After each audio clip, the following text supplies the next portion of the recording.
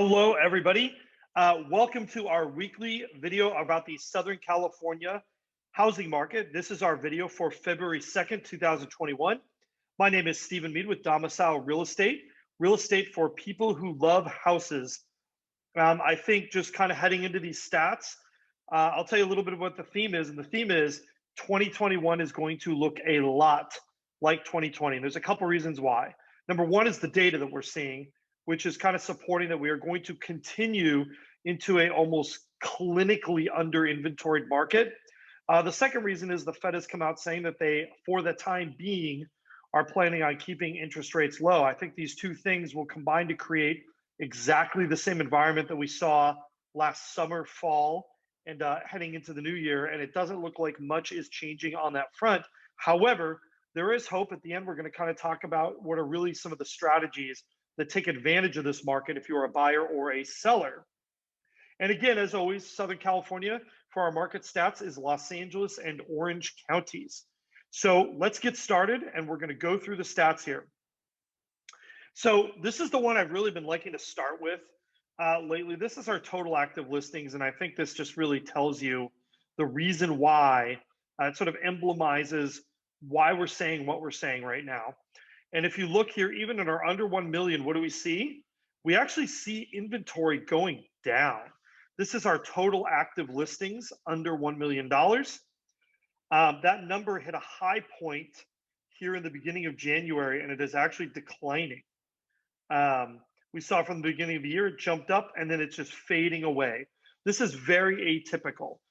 Even in our 1 to 2 million, same thing, but a more muted effect. The numbers rose, and then they've been kind of trailing off. This is the opposite of what we normally see. We normally see January as a big month for listings. Everybody who had been waiting through the holidays to put their home on the market tends to put it on the market all at once. And there's actually a little bit of a gluttony kind of heading into February. Not this year. And we're going to go over the graphs, and I'm going to tell you why that's happening. So if we look at our 14 days of new listings, you know, this really emphasizes what's happening. If we're under $1 million, you see as we headed towards the end of the year, new listings on the market took a dive. It bottomed out, and then it started to rise back up. And then something funny happened about 2 weeks ago. It basically just sort of halted. Now, if you look closely here, you see we've got a little bit of an increase in new listing activity. That's good news, of course. And an even more modest increase down here in our 1 to 2 million category. This is good news, but it's not good enough if you're a buyer.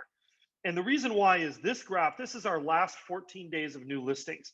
This tells us about our supply in the market. How many houses are coming into the market?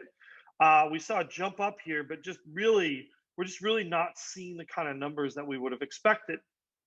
But if we look here at the demand side of the market, this is new escrows, right? Same thing, except look at how much more exaggerated these motions are. New escrows took a dive, and then it bounced heavy, and it is rising much faster in both our under 1 million and our $1 to $2 million categories. And what's that doing is it's saying, yes, more people are putting their houses on the market, but buyers are coming into that market faster than there are new listings to service those buyers and to be able to be purchased by those buyers. And so when we look at our absorption rate, where we are reconciling that supply and demand relationship, this is the graph that we see. And we see as we went over the holiday, buyers were still in force.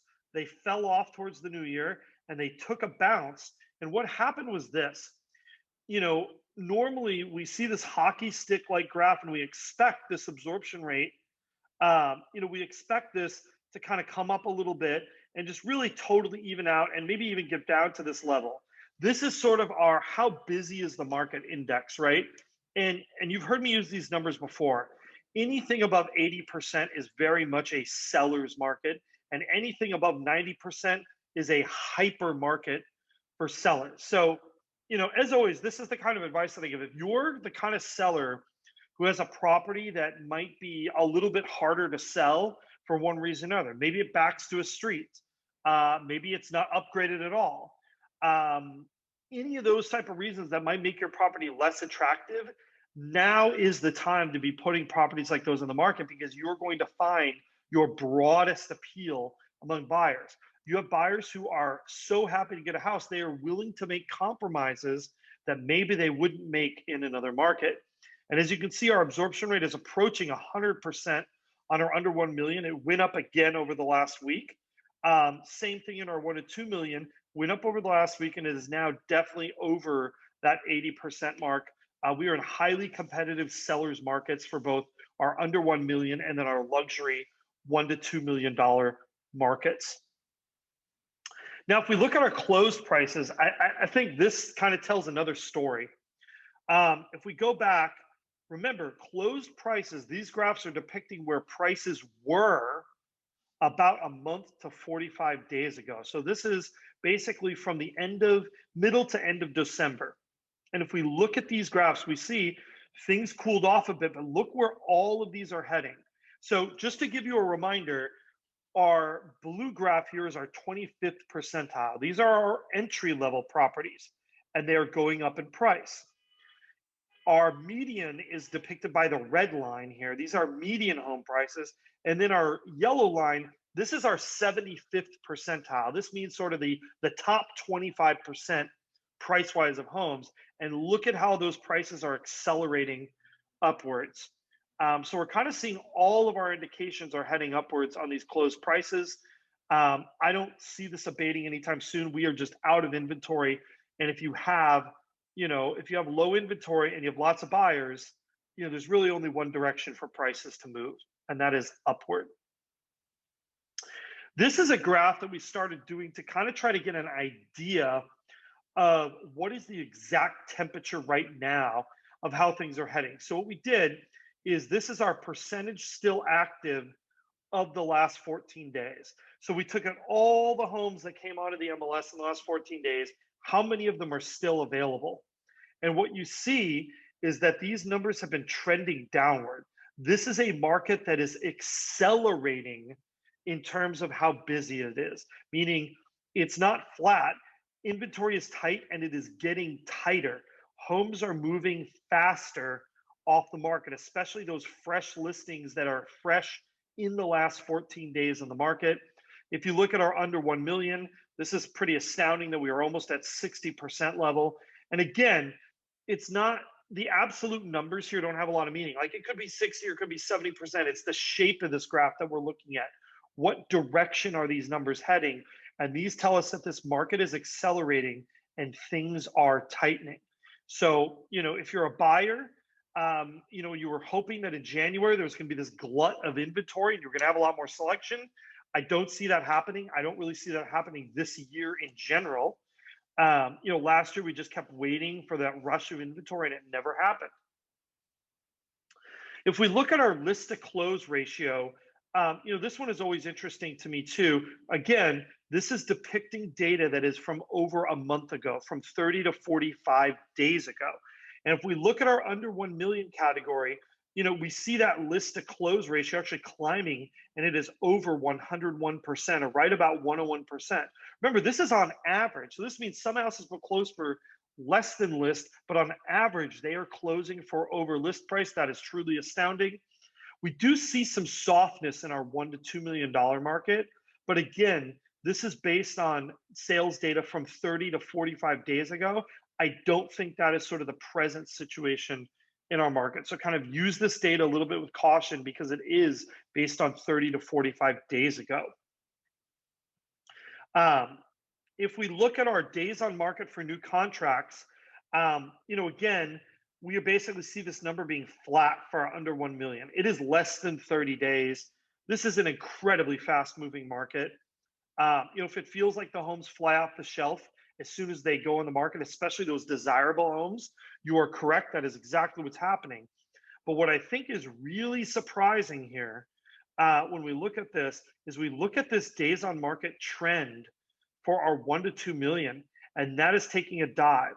So just a reminder for everybody, this is the days on market for the homes that went under contract in the last 2 weeks. So if we look at this data, this is telling us about the homes that are going to contract right now, not a month ago, not 45 days ago, right now. And these homes are accelerating and flying off the shelves. There's a functional limit to how low these numbers can go. Obviously, if a house gets listed on the market, there needs at least to be some time, especially if there are multiple bids, to negotiate. So even if a home gets 10 offers on the first day, it won't go under contract on that first day, right? It'll at least take a few days. Then many agents will leave those days on market accruing until they are through inspections. So if it sounds like 30 days is longer than you expected, or 40 days is longer than you expected, understand that that's part of just how this is calculated. These are extremely, extremely short periods of time. Now we take a look at our affordability, and I think this is telling another little bit of a story. If we look through all of last year, we saw this number starting in 2018. We saw that the affordability of a median priced home, that payment started going down through 2019. Through 2020, it hovered in this 90 to 95% range. Look what has happened since the beginning of the year. Now, part of this is, of course, interest rates hit a little bit of a bump here, then they went down. But look what happened in this last week. In this last week, we saw things shoot up over 100%. And what's going on? It is these median home prices, which are now finally rising to make up for the low interest rate. So finally, we are hitting close to our 2018 price levels in terms of payment. And I think if you're a home buyer, that's important to understand that this is sort of crossing a little bit of a threshold. Do I think this means we are in a bubble? No. And the reason being is that even if we are at 2018 prices, 2018 was now almost 3 years ago. So we would actually expect some appreciation.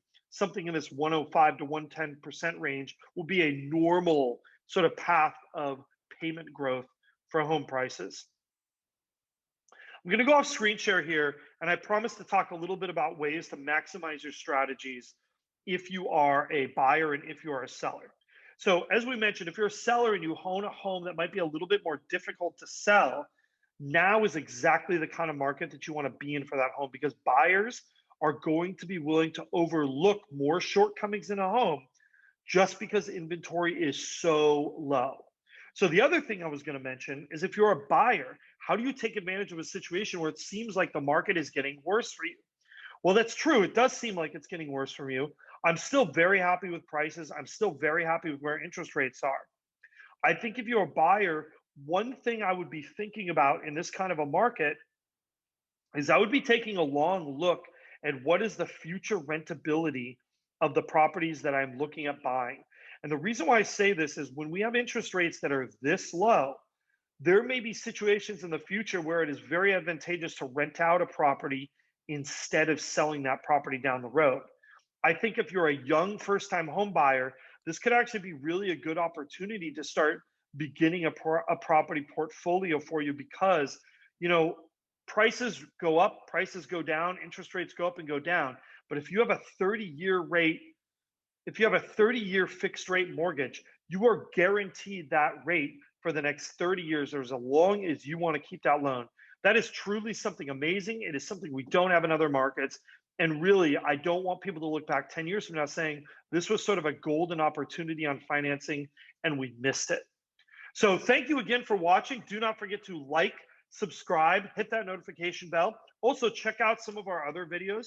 We have some really cool videos that we're going to be launching in the next couple weeks. They're short videos on cool topics we think will be interesting for you guys. As always, questions, comments, we love them. We will see you on Friday for our first-time home buyer market update. That is our market update with statistics specifically tailored just for first-time and entry-level home buyers. Anyhow, thanks so much, everyone. We will see you later on this week.